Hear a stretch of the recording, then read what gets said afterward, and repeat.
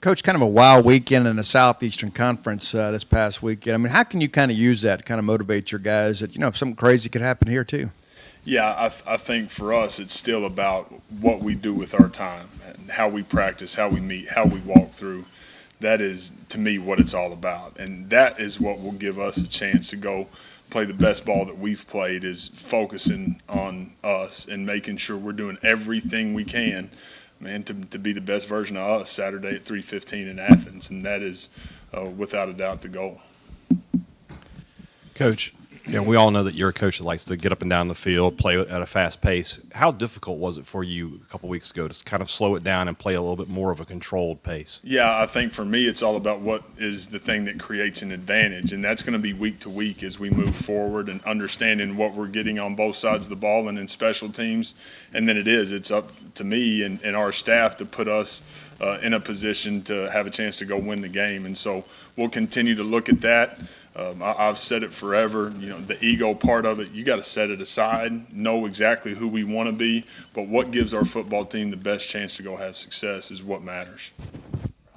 Coach, what was the focus of the bye week for you guys? Was it getting healthy? Was it working on some things, or a little bit of both? I mean, what was the main focus for you?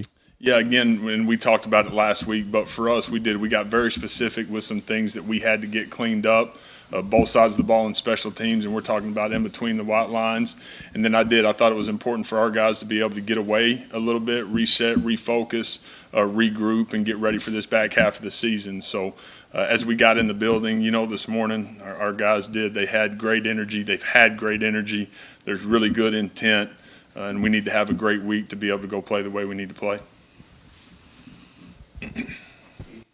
You've had some guys on the availability report that have been out for a couple of weeks. I mean, after the open date, how optimistic are you about maybe getting some of those guys back on the field this week? Yeah, there'll be a couple of guys that hopefully we're able to get back. And again, the injury part of it, as we release that report on Wednesday night, some more things will come to light.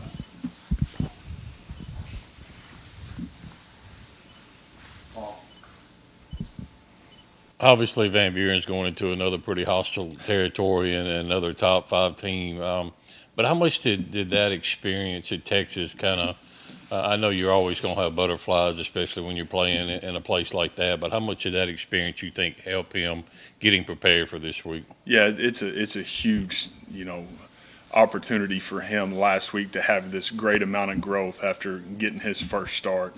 And, the expectation was for him to go play clean, take care of the football, be accurate, and have great command. There's so many things to be able to build on, but proud of who he was in the moment. I think you have an 18-year-old kid walk into that setting, another setting this Saturday at 3:15, like you mentioned, that's going to be an incredible challenge for a true freshman quarterback to go play the way we need him to play to give us a chance to win the game.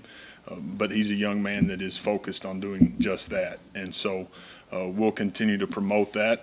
And there's everybody inside the walls and everybody inside that locker room's got confidence in Mike to be able to give us, a chance to get done what we want to get done.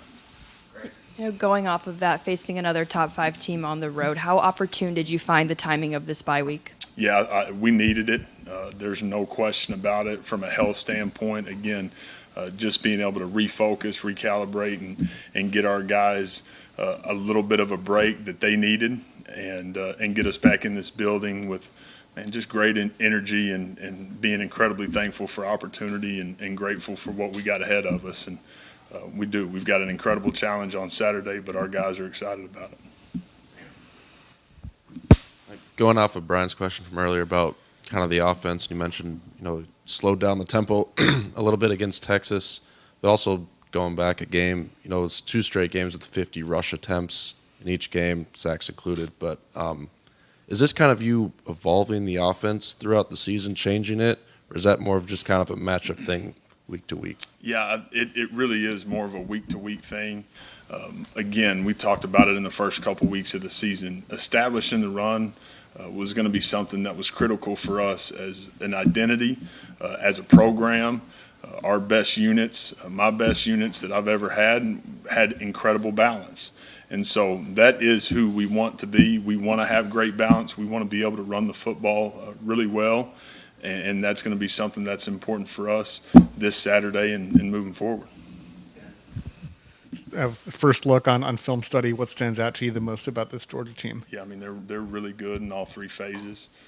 They've done an unbelievable job building a program to sustain, and I think you watch them regardless of who is in the game.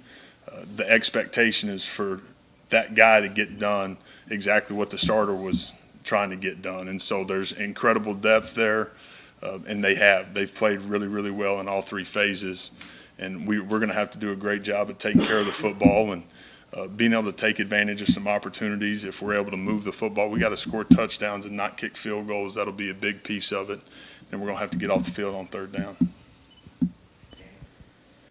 Following up on Ben's question, Georgia's had an awful good run of quarterbacks, and what do you see different from Beck than maybe some of the others? Yeah, Carson's still playing really, really well. This is a guy that he can do more with his feet than I think people give him credit to be able to extend and go make some plays. When you look at him, you don't maybe initially think that because he is such a big guy, but he's done a really good job of extending. He's completing 67% of his passes. I think he's third in the SEC right now in passing, so he makes them go. And they've gotten great playmakers on the perimeter, and then Etienne's playing really good when he's had it in his hands. So again, they're balanced, and they're exactly who you would think they were. A football team that's playing really, really well. Coach, I don't expect you to talk individually about this, but you've had some wins in the recruiting trail, and trying to keep your young team together even through some adversity. What's been the message to your team in recruiting right now to try to build this up despite, being on a losing streak and going through some tough times early? I think, again, it's about laying a foundation. It's about understanding that where we are today is completely different than where we're planning on going, and there is this great vision of where we're going to end up. I've told guys nonstop, I've never been more convicted in who we are and where we're going than I am today. I think the guys that we're recruiting understand that. They understand the vision, and they understand that there is real connection inside our building. And when you've got great relationships, I think it's hard for young people to, at the end of the day, say no when there's true trust in what's going to happen when they step on campus. There's going to be great opportunity here, and I think people understand that they're going to be able to come here and not settle on anything and be able to get it all. Coach, at one time, Coach Kirby Smart was a first-year head coach too. I mean, what are your thoughts about him and what he's been able to build at Georgia and kind of how he's done it? As good as there's ever been. I mean, as he's gotten to Georgia, and now you look at what he's done over his tenure, it really is. It's second to none. The amount of success he's had, the years that he's put back to back to back, again, it really is the standard right now in college football. And so he's had a ton of success. To me, he's done it in a way that has been built to sustain. Developing high school kids, signing great high school football players from the South and mixing in different pieces, positionally. But he's got a blueprint that it's proven and it's worked. Anything else for Coach? All right, thank you. Appreciate it. Thanks, Coach. Thank y'all.